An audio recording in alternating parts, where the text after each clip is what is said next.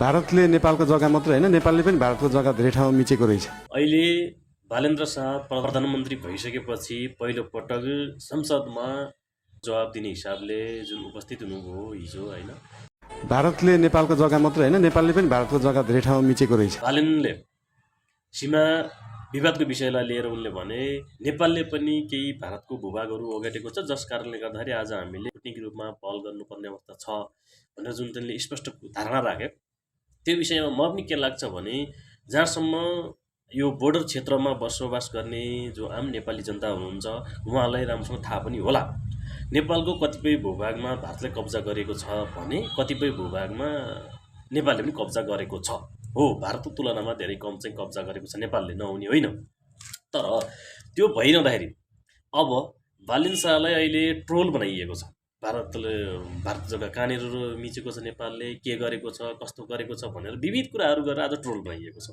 यदि त्यो भारतको जग्गा जुन छ त्यो यदि नेपालले ओगटेको होइन भने 2071 साल असार महिनामा छापिएको कान्तिपुर पत्रिकाले फ्रन्टलाइनमै लेखेको छ।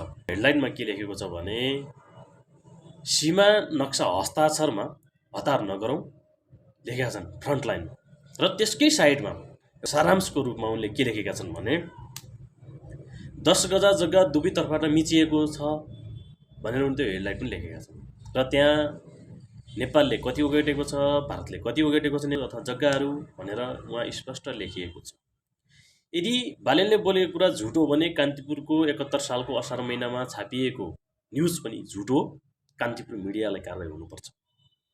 अर्को कुरो, भारतीय पत्रिका दैनिक भास्कर भन्ने पत्रिकाले पनि आफ्नो पेजको फ्रन्टलाइनमा लेखेको छ नेपालले भारतको 7100 हेक्टर जमिन चाहिँ ओगटेको छ भनेर भारतको दैनिक भास्कर पत्रिकाले पनि प्रकाशन गरेको छ यो न्युज। अहिले होइन, यो केही वर्ष अगाडि कुरो। यो भइरहँदाखेरि हावा नचलेर पात त हल्लिँदैन होला पक्कै पनि। भारतीय मिडियामा त्यसरी आइसकेको, नेपालको पत्रिकाले पनि त्यसरी लेखिसकेको कुरालाई चाहिँ बालेनले निष्पक्षताका साथ भनेको जस्तो मलाई लाग्छ। अर्को कुरा, कान्तिपुर पत्रिकाले 77 साल चैत्र 8 गतेको एउटा पत्रिकाको एउटा न्युजमा उनले के लेखेका छन् भने सीमावर्ती क्षेत्रमा 668 ठाउँमा चाहिँ भारतले जग्गामा कब्जा गरेको छ भने नेपालले चाहिँ 274 ठाउँमा चाहिँ भारतको जग्गामा खेतीपाती गरेको छ भनेर कान्तिपुर मिडियाले पनि 2077 को चैत्र 8 गतेको पत्रिकामा लेखेको छ। यदि यो कुरो झुट हो भने कान्तिपुर मिडियालाई कारबाही हुनुपर्छ, किन कान्तिपुरले यो झुट खबर किन छापियो।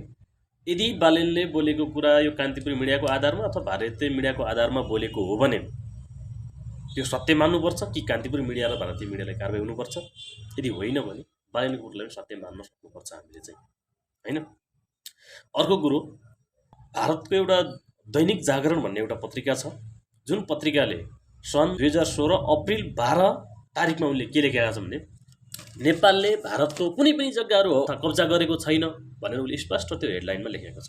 नेपालको जग्गा अतिक्रमण गरेको छैन भन्ने, तर कुनै मिडियाले भारतको जग्गा 7100 एकड जमिन ओगट्यो भन्ने र नेपालको कान्तिपुर मिडियाले पनि भारतको जग्गा हडपेको छ भनेर उनले क्लियर लेखिरहँदाखेरि पूर्व प्रधानमन्त्री डाक्टर बाबुराम भट्टराईले पनि बालेन शाहलाई सुझाव स्वरूप संस्कृतमा श्लोक लेख्दै भनेका छन्, सत्यम ब्रूयत प्रिय ब्रूयत न ब्रूयात सत्यम प्रियम।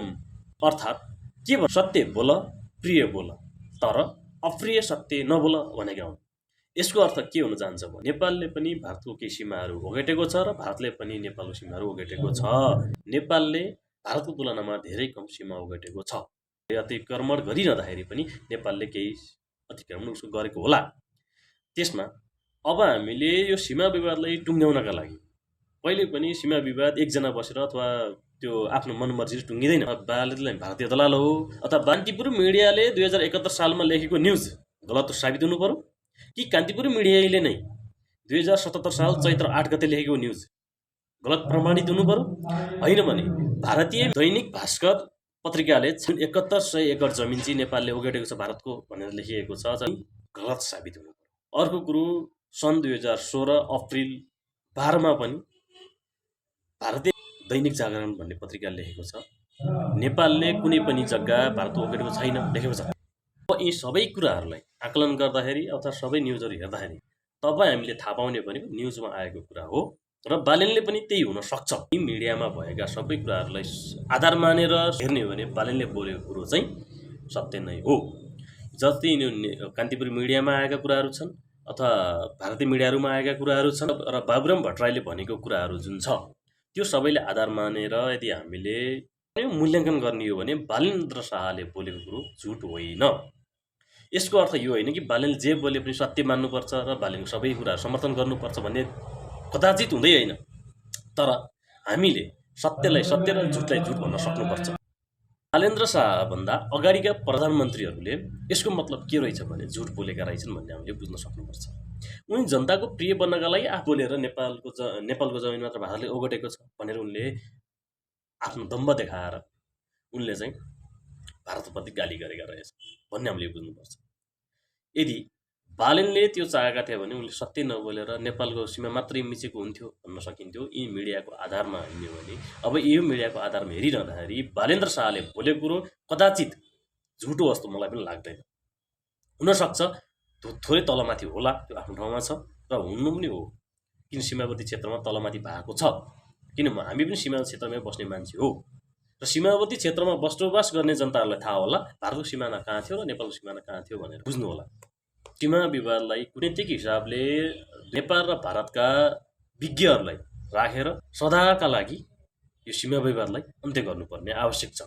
यदि गरिएन भने भोलिका दिनमा पनि यस्ता विवादहरू अथवा आइरहनेछन्। यो विवादलाई चाहिँ हामीले अन्त्य गर्न सहयोग गरौँ।